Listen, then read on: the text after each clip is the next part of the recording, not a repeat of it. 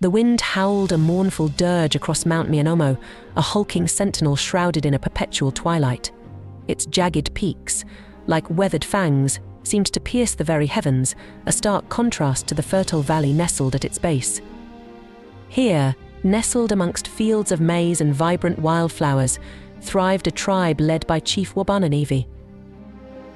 Wabanovi, a man of imposing stature with a booming voice, was as proud as he was stubborn.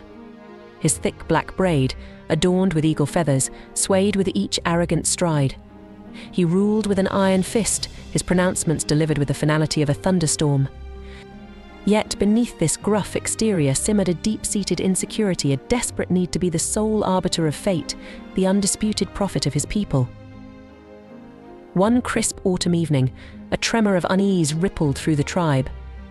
Fighting Bear, a neighboring chief known for his fierce spirit and booming pronouncements, arrived at Wabanovi's lodge.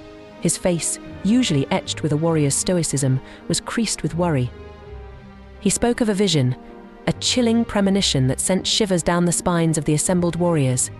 He saw pale-faced men, their eyes devoid of warmth, descend upon their land like a plague of locusts, leaving a trail of destruction in their wake. Wabanovi scoffed. "Prophecy is a fickle mistress, Fighting Bear," he bellowed, his voice echoing through the lodge. "There is only one prophet in this district, and that's me." He dismissed the vision as a ploy, a desperate attempt by Fighting Bear to undermine his authority. But beneath the bluster, a sliver of doubt gnawed at Wabanovi. The intensity in Fighting Bear's eyes, the raw fear that resonated in his voice, was unlike anything he had witnessed before. The tension in the lodge was thick enough to choke on. Then, Fighting Bear spoke again, his voice laced with a quiet dignity.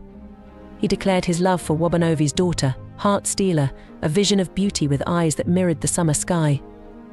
He requested Wabanovi's blessing for their union, a gesture that could forge a powerful alliance between their tribes, perhaps a bulwark against the ominous future he foresaw. Wabanovi's face contorted in a mask of fury. The very idea of his daughter marrying a man who dared to question his prophetic abilities was anathema. "No daughter of mine will be bound to a delusional dreamer," he roared, his voice shaking the lodge rafters. He banished Fighting Bear from his presence, the dream of unity shattered on the rocks of Wabanovi's pride. Days turned into weeks, the unease festering like an open wound. One starless night, a mist unlike any other writhed around Mount Mianomo. It swirled and pulsed with an otherworldly light, an unnatural chill seeping into the very heart of the tribe. Heart Stealer, drawn by an unseen force, wandered towards the mountain's base. There, amidst the swirling mist, she encountered a woman, ethereal and otherworldly, her beauty both captivating and unsettling. This spectral woman, with eyes that seemed to hold the secrets of eternity, beckoned Heart Stealer closer. Filled with a mixture of fear and curiosity, Heart Stealer followed. The woman spoke in a voice that echoed from within the mist itself, promising to reveal a hidden truth, a way to protect her people from the impending doom. Heart Stealer, desperate to avert the disaster Fighting Bear had foreseen, followed the woman into the heart of the mountain. The air grew thick and heavy, the path treacherous and filled with unseen obstacles. Finally, they reached a hidden cavern, a place draped in an unsettling stillness. The air crackled with an unseen energy, and strange symbols glowed on the cavern walls, pulsing with an eerie light. In the center of the cavern stood a lone figure, Wabanovi. His eyes were closed, his face serene, a stark contrast to his usual bluster. He seemed to be in a deep trance, a silver cord trailing from his navel and disappearing into the swirling mist. Heart Stealer cried out, her voice echoing eerily in the vast cavern. But Wabanovi remained motionless, lost in a dream world far removed from the dangers threatening his people. The spectral woman turned to Heart Stealer, a grim smile playing on her lips. "Your father," she said, her voice laced with a chilling amusement, "has been given a choice to witness the future he failed to predict, or to remain blissfully oblivious in this slumber." Despair washed over Heart Stealer. Her father, the supposed prophet, was trapped in a self-imposed blindness, a prisoner of his own pride. Tears streamed down her face as she realized the woman's true intentions. This was not a savior, but a trickster, a weaver of illusions. The future she offered was not salvation, but a cruel punishment. Heartstealer knew she had to act. With a newfound courage born of desperation, she lunged towards the silver cord, the very tether to her father's slumber. The air crackled with a jolting energy as she grasped the cord. Visions flooded her mind, images of war and devastation, the pale-faced invaders rampaging through their villages, her people scattered and broken. But there was another vision too, a flicker of hope. It showed Fighting Bear, leading the remnants of their tribe, forging a new path, a future built on resilience and unity. The pain was excruciating, the visions tearing at her very being. But with a fierce determination, she channeled the love she felt for her people, her tribe, and for Fighting Bear. With a final heart-wrenching cry, she severed the cord. The cavern shuddered.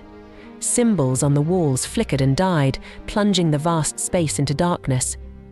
Heartstealer stumbled back, the weight of her actions a crushing burden. Had she doomed her father to witness a future filled with despair?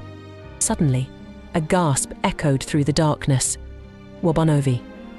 He was awake, his eyes wide with terror, the horror of the visions still clinging to him. Anger flashed across his face as he realized what had happened. You cursed me, he roared, his voice choked with fury. Heartstealer, barely able to stand, recounted the chilling truth she had witnessed. The spectral woman's deception, the horrifying future that awaited them, and the flicker of hope embodied in Fighting Bear. Wabanovi sagged against the cavern wall, his bluster replaced by a crushing despair. He had been blinded by pride, his arrogance leading his people to the brink of destruction. Yet, amidst the wreckage of his self-importance, a flicker of something else stirred a seed of redemption. Together, they clawed their way out of the cavern, the weight of their shared knowledge a heavy burden. As they emerged, the first rays of dawn painted the sky in hues of orange and gold. The mist had dissipated, revealing a world unchanged, yet forever altered. Years passed. The pale-faced invaders arrived, just as Fighting Bear had foreseen. War ravaged the land, leaving scars that would take generations to heal. Wabanovi, humbled and broken, fought alongside his people, his pride replaced by a fierce determination to protect them. He fought not as a prophet, but as a father, a warrior, a man finally awakened from the slumber of his own arrogance. Though he never regained his prophetic abilities, Wabanovi found a new purpose. He became the keeper of their history, a living testament to the dangers of pride and the enduring power of family and hope. Each year, on the anniversary of that fateful night, he would return to the cavern, a silent pilgrimage to the place where his arrogance was shattered and a flicker of redemption was found. And sometimes, on nights bathed in the pale glow of a full moon, whispers claim you can see a solitary figure silhouetted against the moonlit peak of Mount Mianomo. A figure that bears a chilling resemblance to Chief Wabanovi, a constant reminder of a prophet's fall, and a daughter's desperate act of love that saved not just her father, but perhaps her people.